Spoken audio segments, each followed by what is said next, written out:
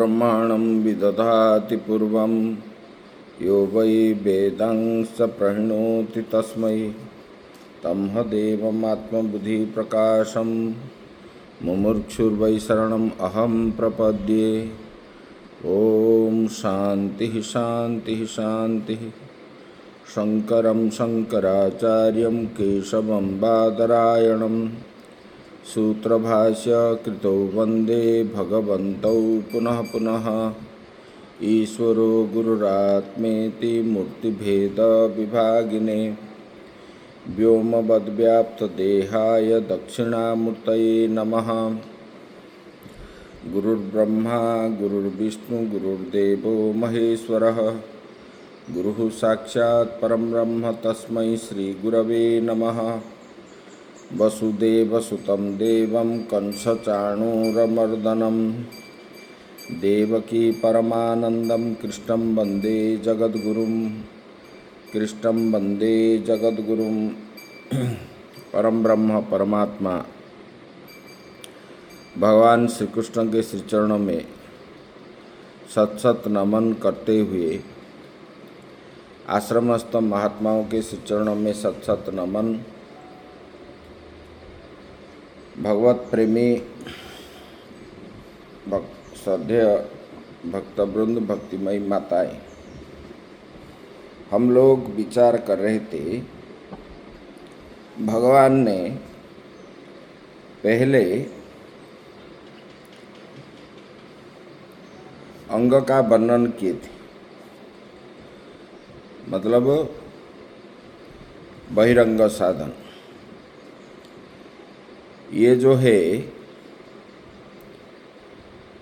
ये योगाभ्यास जो है, चित्तवृत्ति निरोधो योगो बताया गया, मतलब इंद्रियों को रोध करना।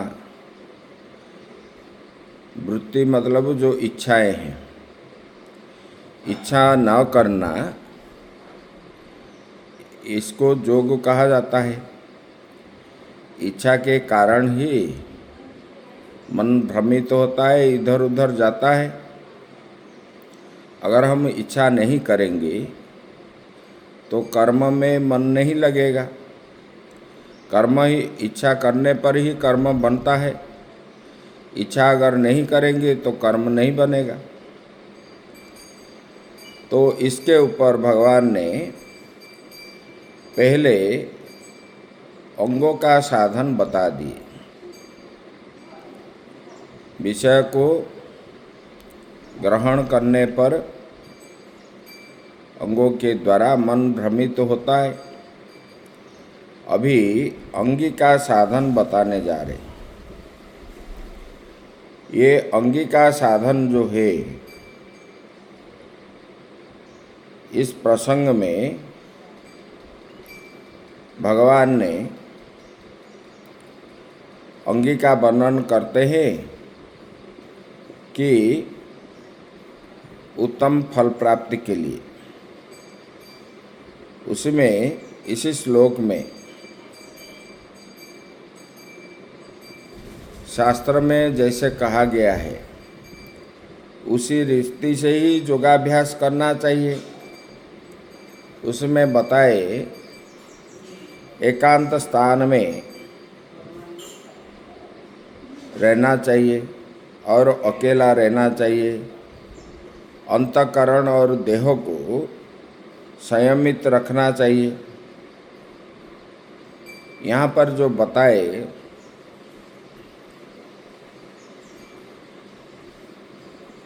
अकेले अगर एक से अनेक होने पर मन जो है उधर उधर भागता है, साधन नहीं हो पाएगा। साधन जो है अकेले ही होता है। और अंतःकरण जो है, मन बुद्धि चित्त अहंकार, इसको संयमित न रखने पर अपना वृत्ति जो इच्छाएं हैं, खाने का, पीने का, देखने का, घूमने का, इसमें मन चला जाता है। एकांत स्थान में जब रहेंगे यहाँ पर जो बता दिए, जंगल में, गुफा में, अकेले में, ये जो है इसमें मिलेगा ही नहीं। और दृढ़ भाव से रहना चाहिए। संग करने पर मन जो है चंचल होता है।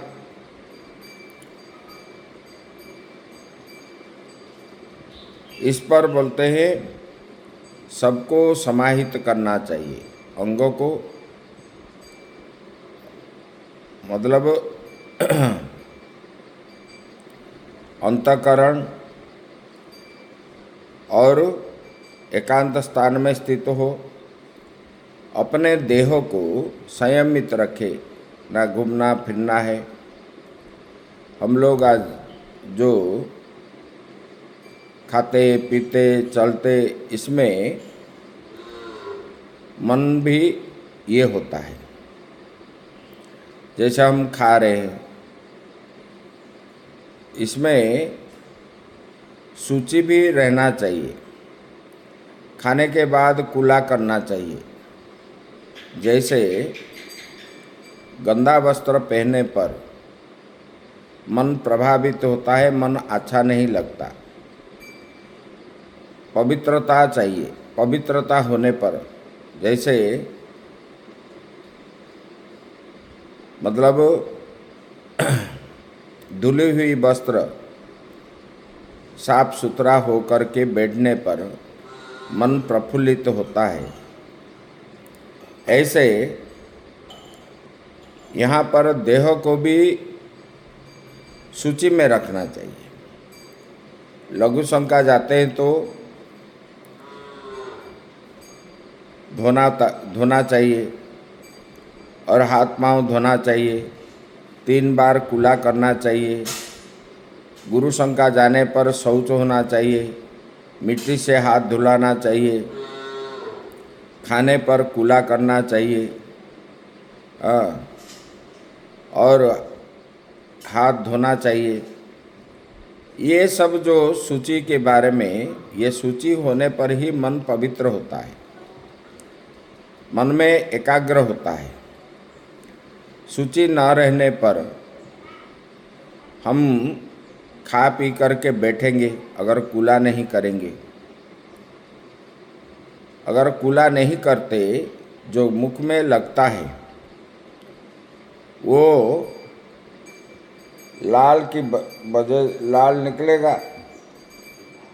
जितना हमारा लाल टपकेगा, मन इतना चंचल होगा।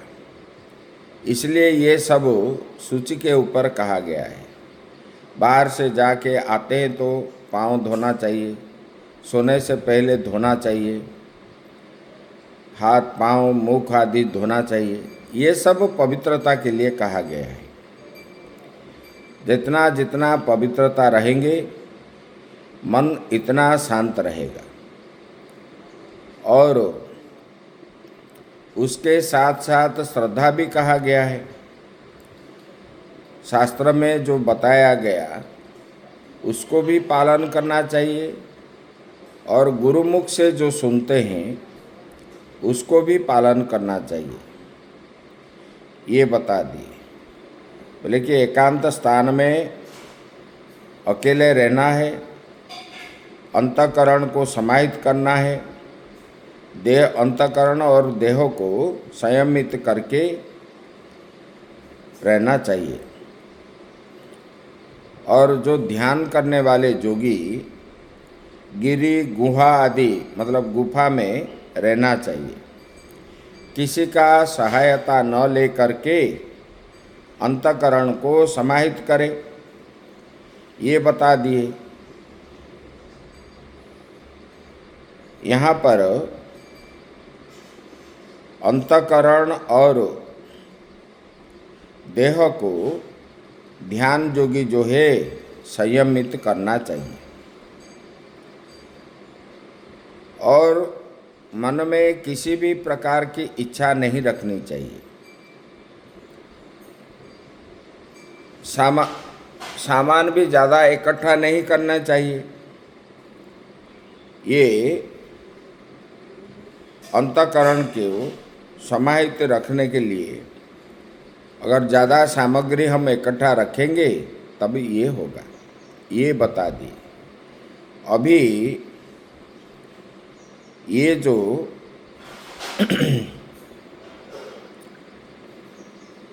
अंगिका साधन में अभी आगे बताने जा रहे हैं। अथ इदानीं योगम युञ्जित आसन आहार विहारादीनां योग साधनत्वेन नियमो वक्तव्यः। भगवान यहाँ पर जा रहे हैं योग और योगांग का उपदेश कर देने के बाद उसके बाद अभी संदर्भ का तात्पर्य कहते हैं। योगाभ्यास करने वाले को कैसे आसन लगाना चाहिए, आसन और कैसा किसी प्रकार आहार करना चाहिए और कैसे घूमना फिरना चाहिए, ये बताने जा रहे हैं। मतलब योगांगों के ये जो नियमित ये करने पर मन जो है स्थिर रहता है। और बताने बोले कि प्राप्त योग लक्षणम तत्फलादि चैत्यतः आरभ्यते। योग को जिसने योग को प्राप्त हो गया उसका लक्षण और योग का फल जो है बतलाना अभिष्ट है, इसलिए आगे की प्रसंग ये कहते हैं किस प्रकार आसन लगाना चाहिए और कहाँ पर, ये सब बताने जा रहे हैं। शुचौ देशे प्रतिष्ठाप्य स्थिरमासनमात्मना नात्युच्छ्रितं नातिनीचं शैलाजीन कुशोत्तरम। ये बताने जा रहे हैं। प्रथमतः आसन को बतलाते। आसन किस प्रकार लगाना चाहिए, चाहे कुशासन हो, चाहे कमलासन हो, चाहे मृगचर्म हो। और शुचौ देशे मतलब जिस स्थान पर हम बैठेंगे वहाँ पवित्र स्थान होना चाहिए। पवित्र स्थान मतलब जहाँ कोई हल्ला गुल्ला ना हो, जनपद से दूर हो, कोई डिस्टर्ब ना हो, इसी प्रकार। और उसमें पवित्र स्थान हो, क्योंकि स्थान के ऊपर भी निर्भर करता है। एक बार पांडवों के वनवास के समय माता कुंती जब नए स्थान पर पहुँचे, रात्रि को भोजन के बाद और युधिष्ठिर आदि सब पुत्रों को बुलाए, बोले कि पुत्र मेरा विवाह स्थिर करो। सब घबरा गए और बोलने लगे, माता ऐसे कैसे बोल रहे हो? अरे मैंने बोला ना तुम मेरा विवाह स्थिर करो किसी से भी। और युधिष्ठिर महाराज बोले कि विचार करेंगे, सुबह होने दो उसके बाद विचार करेंगे। सो गए। सुबह उठ कर के चल पड़े। जब चल पड़े तब जो है दूसरे स्थान पर जब गए तब युधिष्ठिर महाराज जी ने पूछे, माता जी विवाह स्थिर करेंगे? बोले किसका? ना आपका, आपने बोले थे। मैं कब बोला था? ये विवाह करने का कोई उम्र है? इसका मतलब है किस किस मिट्टी में पांव रखने पर मन भ्रमित होता है, और वहाँ का अन्न जल इसलिए बताया गया, जोगी को शुद्ध अन्न भोजन करना चाहिए और शुचौ देशे प्रतिष्ठाप्य, और देश भी पवित्र होना चाहिए। एकांत देश में आसन को स्थिर स्थापित करके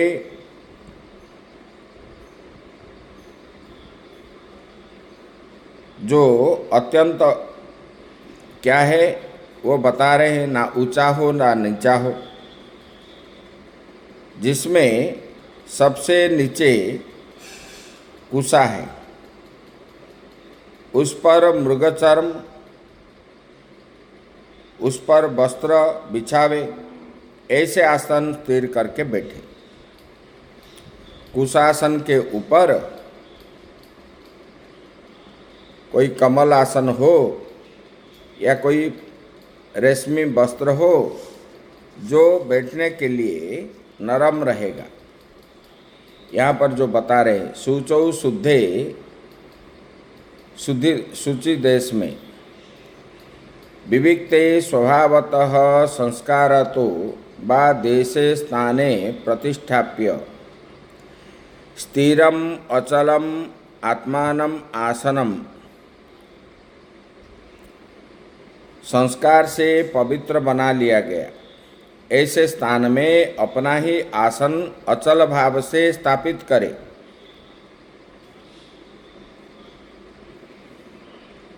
आसनम नात्युच्छित्रम नाति वो अच्छ्रिततम तच्च चैलाजीन कुशोत्तरम, ये बताने जा रहे। मतलब पर की आसन, दूसरे का आसन में नहीं बैठना है, अपना आसन में ही बैठना है। योगाभ्यास के लिए उचित नहीं माना गया दूसरे का आसन। अति ऊंचा रहने पर गिरने का संभावना है, इसलिए उच्च स्थान पर नहीं बैठना, मतलब तख्ता के ऊपर, और अति निम्न पर नहीं बैठना है। उसमें भी पतन का मतलब अति निम्न रहने पर बातों क्षोभादि का भय भी है, नीचे नहीं बैठना चाहिए। अतः अत्यंत ऊंचा हो ना अत्यंत ऊंचा हो ना अत्यंत नीचा हो, ऐसे आसन जिसमें सबसे नीचे कुशा हो, उसी पर मृगचर्म और ऊपर जो है वस्त्र बिछा हो, अर्थात ऐसे वाले आसन में आपको बैठना चाहिए जो योगाभ्यास करने वाले। उसके बाद बताने जा रहे हैं, ततैकाग्रम मनः कृत्वा यतचित्तेन्द्रिय क्रियः उपविश्यासने युञ्जात योगम आत्मा विशुद्धये। बोले कि उक्त रीति से आसन को प्रतिष्ठापित करके उस आसन पर बैठ करके क्या करना है? बोले कि चित्त और इंद्रियों को संयम रखने वाला योगी आत्मविशुद्ध के लिए मन को एकाग्र करके योगाभ्यास करे। यहाँ बता दी, बोले कि देखो पवित्र देश हो, एकांत स्थान हो, और वहाँ पर आसन जो है अपना ही आसन हो, कुश आसन के ऊपर कमल आसन या रेशमी वस्त्र जो नरम हो, बैठने से दर्द आदि नहीं होगा, ना अति ऊंचा हो ना अति नीचा हो। नीचा होने पर चूहा बिच्छू आदि का भय भी रहता है, ऐसे आसन में बैठना है। बैठ करके बोले क्या करना है? तस्मिन् नासन उपविश्यम योगम युंजात। बोले कि वहाँ पर बैठ करके चित्त और इंद्रियों को संयमित रखने वाला जोगी, बोले कि सर्व विषयेभ्य उपसंहृत एकाग्रम मनः, समस्त विषयों से विषयों को त्याग करके एकाग्र मन हो करके यत चित्तेंद्रिय क्रिय, चित्त को एकाग्र करना है, मन को इंद्रियों को इधर उधर न करके चित्तं च इंद्रियाणि च चित्तेंद्रिय इंद्रियाणि तेषां क्रिया, मन और इंद्रियों को इधर उधर न करके विषय के ओर से हटा करके कुछ खाना है, कुछ देखना है, कुछ सुनना है, ये सब न करके बोले कि संयम करके यस्य स यत चित्तेंद्रिय क्रिया, उसी को बोलते हैं यत चित्तेंद्रिय क्रिया, जिसका चित्त और इंद्रियां अपने बस में हो गया हो, ऐसे बताते। आसन पर बैठकर योग का अभ्यास करे। बोले कैसे? सभी विषयों से मन को खींच लेवे, विषय को ग्रहण न करके चित्त और इंद्रियों की जो क्रिया है उनको दमन करके संयमित करके जोगी योग का अभ्यास करे, जिसके उद्देश्य क्या है? बोले कि एकमात्र अंतःकरण की शुद्धि होना चाहिए, अंतःकरण शुद्धि के लिए। जैसे बर्तन मलिन होने पर रगड़ रगड़ करके हम उनको धोलते हैं, इसी प्रकार विषयों से मन को हटा करके बार बार अभ्यास करना चाहिए। क्योंकि आप जब बैठोगे मन इधर उधर भागेगा, उसको खुला छोड़ दो। भागते भागते अगर आप उड़ जाओगे तो फिर बस में नहीं आएगा। जितने दूर भागेगा, भागते भागते जब मन थक जाता है तब मन उसी समय मन को खींच करके अपने बस में करके बैठ जाओ, तब जो है एकाग्र हो जाएगा। जैसे कि कोई गौ जो है भागता है, उसके पीछे दौड़ते हैं लोग पकड़ने के लिए। जब दौड़ते दौड़ते दौड़ते थक जाता है, थकने के बाद और दौड़ नहीं पाएगा, तब उसको पकड़ते हैं। इसी प्रकार मन जो है बाहर दुनिया में भागता है, क्योंकि ये तो अभ्यास है। भागते भागते भागते जब थक जाएगा तब उसी समय उसको एकाग्र करके बैठने से, ऐसे धीरे धीरे नित्य करने पर, एक दिन में नहीं है, ये कुछ दिनों अभ्यास इस प्रकार करते करते करते